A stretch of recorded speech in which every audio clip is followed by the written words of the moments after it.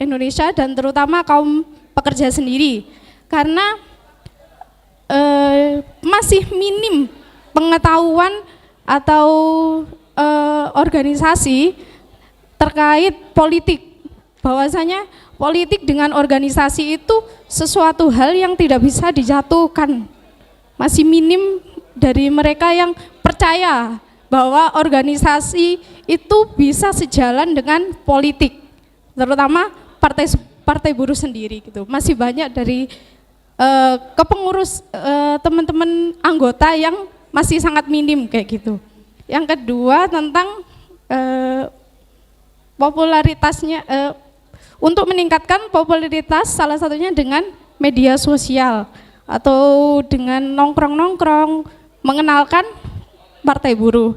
Yang ketiga, melawan politik uang dengan memberikan edukasi bahwasanya apa visi misi yang baik agar tidak berpaku pada pemberian dengan uang. Terima kasih. Baik, terima kasih. Aplaus untuk kelompok I. Secara umum hampir sama dengan yang lainnya, ada 3 hal, pendidikan atau peningkatan kesadaran politik kawan-kawan, yang kedua kerja-kerja sosial, yang ketiga media sosial, medsos. Hampir mirip dengan yang lain. Pertanyaannya sama, setengah baiat, berdiri kelompok I, siap jadi pengurus partai buruh, siap ya, siap cari anggota dari mulai keluarga, teman kanan kiri, siap. Terima kasih, aplaus sekali lagi untuk kelompok I. Terakhir, F. Ya, F. Sampai Mbak. Oh, enggak boleh. Ini. Oh ya, F.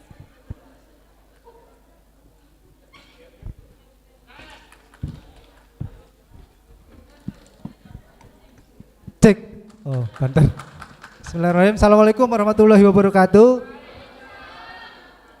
Perkenalkan, nama saya Dede dari grup F. Sebelumnya kami sesuai dengan aturan PKPU, karena tim itu adalah satu kesatuan, maka kami mohon untuk grup F dan terakhir juga maju di belakang sini, Pak. Aplaus dulu buat grup F. Ayo maju. Ya, ayo monggo. Ini ayu-ayu dan ganteng-ganteng loh. Jadi ketika dibaiat ini sama Bung Udin ini ada di depan loh, Bung.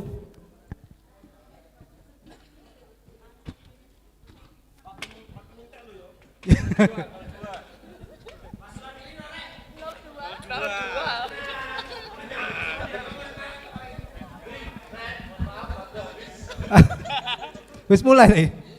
Oh, udah. Bismillahirrahmanirrahim. Terkait pertanyaan tadi ataupun menjawab dari yang ditugaskan, pertama yaitu terkait memenuhi syarat kepengurusan. Perlu diketahui dan juga mungkin sudah tahu bersama, FSPMI adalah partai buruh. Begitu juga partai buruh adalah FSPMI. Satu kesatuan yang tidak bisa dipisahkan, bagaikan sisi mata uang logam ya. Sehingga poin utama untuk memenuhi kepengurusan adalah dengan menginstruksikan kawan-kawan anggota dan keluarga untuk menjadi anggota dulu. Jadi untuk menjadi anggota dulu, kita dibalik keanggotaan dan juga pengurusan. Ke anggota dulu, setelah itu bagi anggota-anggota nanti kita kan saring, ada anggota yang serius, ada yang enggak, ada yang niat. Nah, ini yang niat-niat, yang serius kami jadikan pengurus di tingkat dari kabupaten dan juga kecamatan, desa atau kelurahan ya. Sampai di tingkat RT RW. Kalau ada ya. Kalau enggak ada ya harus ada gitu kan. Yang kedua terkait tadi kepengurusan dan keanggotaan. Terus yang kedua mengenai memperkenalkan partai buruh. Nah, ini memperkenalkan partai buruh tadi sudah dijabarkan banyak juga. Dari kita adalah memanfaatkan kegiatan organisasi sekalipun di luar FSPMI, seperti ada rapat ibu-ibu, rapat PKK, rapat RT, rapat RW, atau kalau boleh di pengajian. Kalau boleh, biasanya kan anti politik ya. Tapi kalau barangkali yang pengajiannya anggota semua kan nggak apa-apa ya. Ya, begitu juga dengan jalur di internal pilar-pilar seperti relawan Jamkesvote, 5 detik. media perjuangan, dan lain-lain. Dan juga tidak lupa untuk menginstruksikan untuk media sosial di-upload di semua anggota agar turut serta mengupload berita-berita terkait Partai Buruh. Baik dari bagian kepesertaan maupun di eksternal, ini ada bisa di penyampaian pentingnya P3K. Nah itu kita bisa sisipi juga tadi seperti kata Pak Anu yang ya sesuai stakeholdernya untuk edukasi calon pemilih di 2029. Jadi kalau yang mau nyalek 2029 dari sekarang itu udah harus start ya. Jadi jangan 1 tahun, setengah tahun baru muncul, gak bakal jadi wis. Ya, jadi dari sekarang kita ini udah ngupload, minimal ngupload kegiatan kita atau kegiatan Partai Buruh di media sosialnya lah, minimal status WA lah. Kalau gak punya medsos, itu wajib loh. Karena untuk pengenalan ini atau Cukup tadi? Waktu habis. Hampir sama, cuma saya tertarik terkait caleg ya. Saya akan mengomentari terkait caleg. Oke. Hampir sama soal media sosial, dimulai dari diri sendiri, keluarga, teman. Sama kayak yang lain, setengah baiat dari kelompok F. Siap jadi pengurus partai? Siap. Siap ya? Siap bantu cari anggota? Siap. Oke, malaikat ya. Terima kasih, aplaus untuk kelompok F. Oke, kurang 1 saja nih. Wes, marin teh waktu nih, wes. Marin teh waktu nih, mudun. Ya, kata yel ya. Enggak. Duduk bagianku yel. Dia yel. Mumpung digarap jare. Mudun sih. Tinteni canam gantian karo media materi ini. Diganti sama media. Saya tertarik satu hal yang terakhir disampaikan soal caleg kawan-kawan. Jangan sampai kita susah payah mendirikan partai, susah payah meloloskan partai ini menjadi peserta pemilu, golek caleg susah karena segelem nyalek. Gitu loh.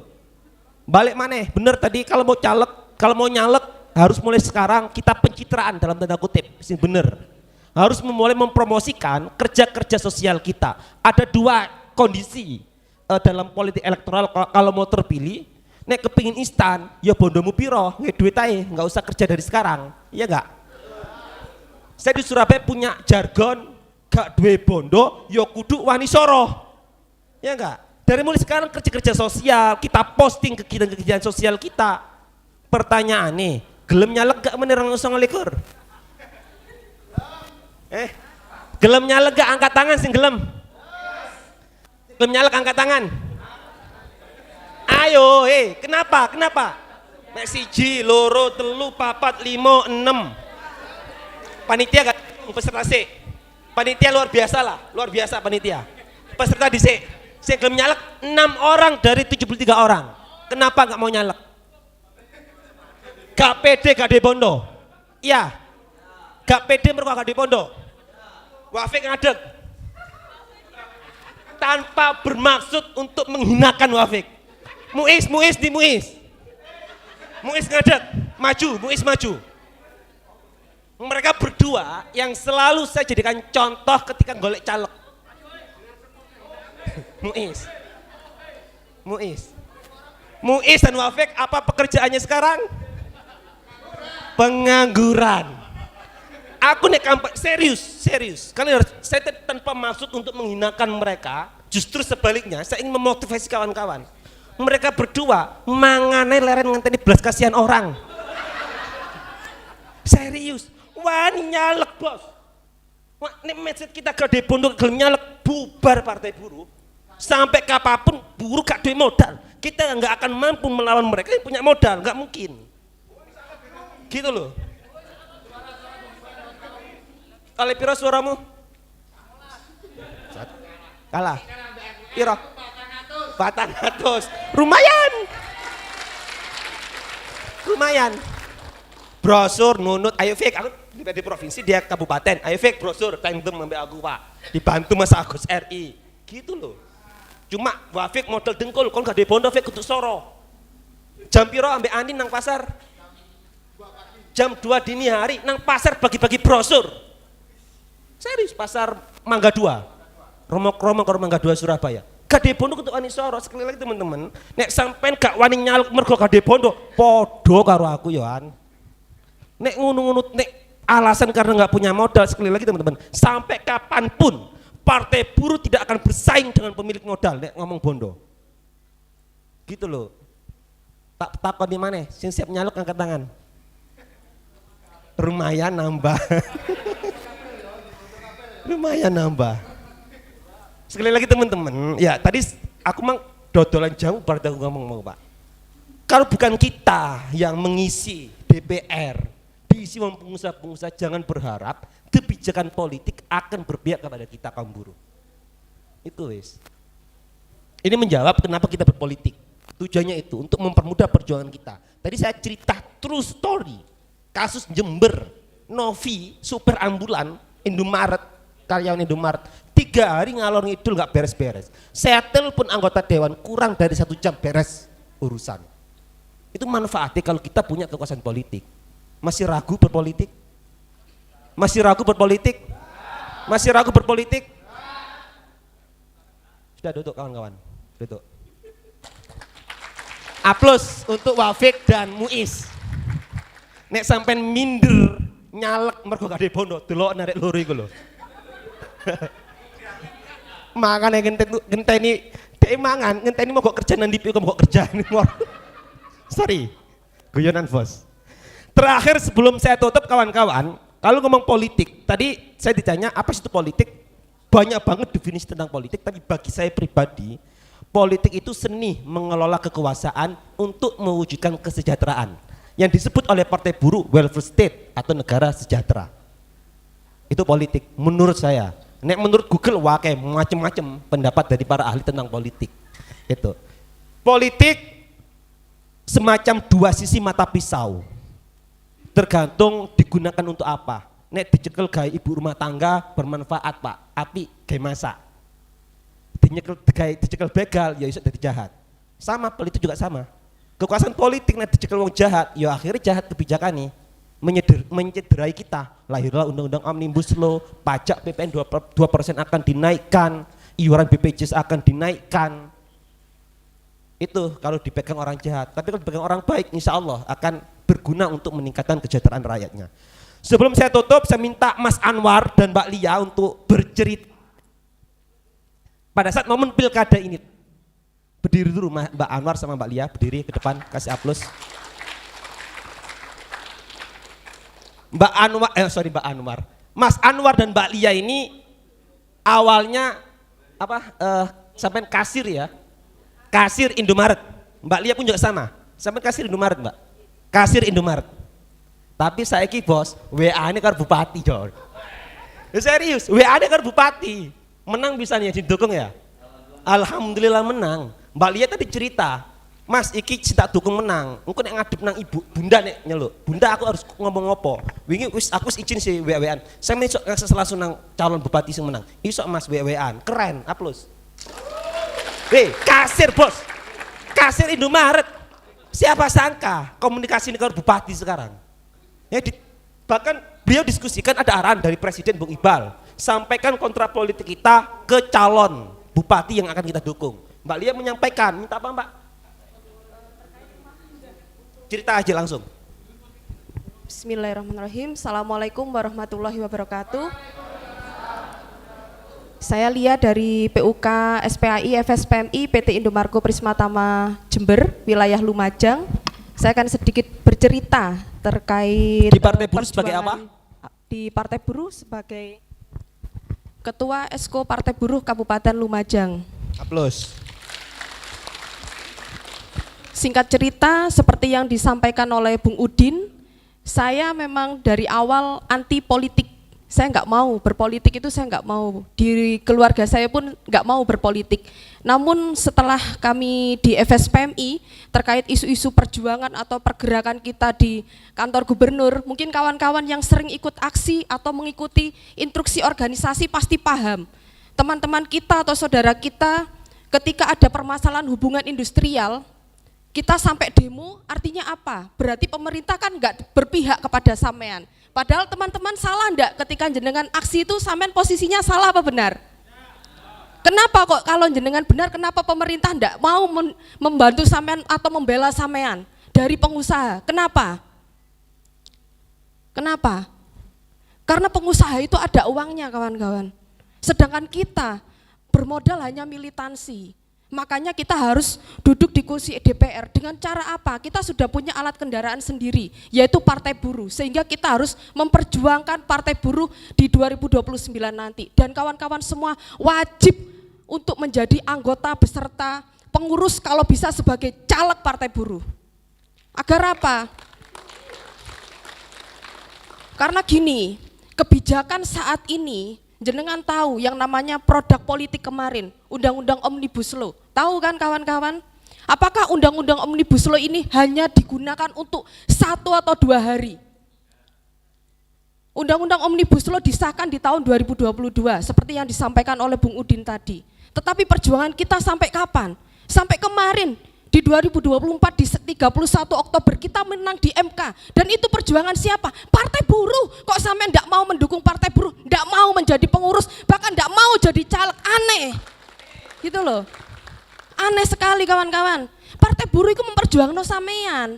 Delala sampean gara-gara duit 30.000, duit 50.000, pilih partai liyane. Lah ya apa sampean? Sampean mau capek terus, sampean mau demo terus, sampean seneng panas-panasan di gedung Gerahadi. Bahkan ada saudara kita dari teman-teman pekerja gara-gara apa? Masih ada belum selesai terkait kasus PHK-nya. Padahal kalau belum ada putusan PHK, teman-teman pekerja ini masih harus menjadi peserta BPJS. Tapi apa? Mereka sakit, BPJS-nya dinonaktifkan. Itu sudah salah. Tapi yang mana pemerintah apakah berpihak kepada kawan-kawan? Enggak. Bahkan sampai ada yang meninggal. Apakah itu kawan-kawan mau menyangkut itu kepada sampean bahkan anak-anak sampean nanti? Mau kawan-kawan seperti itu? Itu yang terjadi saat ini kawan-kawan. Makanya mohon maaf, saya menyampaikan seperti ini realita, ini yang terjadi di lapangan. Saya sendiri capek, ngurusi Partai Buruh capek. Ada uangnya? Enggak ada. Saya seperti kitiran. Saya kerja pagi, ada undangan KPU demi Partai Buruh. Saya naik motor banter-banteran di Embong, nyowo taruhane. Karena apa? Yang saya lakukan bukan buat untuk saya sendiri, tapi untuk saya, keluarga saya, anak saya, saudara saya, tetangga saya, sampean semuanya ini. Kalau Partai Buruh gagal di satu kabupaten kemarin tidak memenuhi syarat, enggak ada Partai Buruh lagi kawan-kawan. Apalagi sekarang pemerintah sudah tahu bahwasanya Partai Buruh mempunyai anggota yang sangat militansi. Kita dilihat oleh pemerintah sekarang. Bahkan partai-partai politik yang lainnya melihat kepada kawan-kawan. Lah saiki tadi ditanya sama Bung Udin, siapa yang berkenan jadi caleg? Cuman 6. Lah sampean kit mang ngrungokno opo mulai mau di sini? Mendengarkan apa kawan-kawan mulai dari tadi? Sampean mau ada korban lagi? Kita itu punya undang-undang. Undang-undang pikirku, wong-wong lek wis ndek pemerintahan, kuliah S1, S2, tak kira pinter. Ternyata goblok, nun sewu. Bodoh. Karena apa? Mereka sudah ada undang-undangnya, dibaca, dilanggar oleh mereka. Sampean tahu yang artinya tidak boleh. Artinya tidak boleh dikerjakan. Tapi undang-undang kemarin, undang-undang cipta kerja yang dinyatakan cacat inkonstitusional, tidak boleh digunakan. Tapi faktanya apa? Bagaimana teman-teman kawan-kawan kita angge-langgeng untuk kawan-kawan Pasuruan? Tahu enggak kawan-kawan? Ada yang aksi sampai meninggal. Sampean mau itu terjadi sama sampean beserta keluarga atau anak sampean nantinya? Mau seperti itu kawan-kawan? Mau seperti itu? Bagaimana dengan apa yang saya sampaikan ini? Apakah kawan-kawan masih bersedia atau kawan-kawan masih mau melanggengkan partai-partai yang tidak berpihak kepada sampean? Apa kawan-kawan masih belum bersedia? Masih mau mengorbankan anak atau keluarga kita dari olah partai-partai yang parlemen saat ini? Mereka itu sudah kaya. Coba kawan-kawan lihat sekarang di DPR RI. Dari 500 anggota dewan yang jadi saat ini, 300 dari pengusaha. Dan nantinya dengan adanya putusan MK kemarin 31 Oktober, Undang-Undang Cipta Kerja harus disendirikan. Mereka akan membuat undang-undang lagi. Lek undang-undang isine bobrok, demo maneng sampean. Demen kesel sampean, demen panas-panasan. Kayak gitu kawan-kawan. Mohon maaf, itu saja Bung Udin. Mohon maaf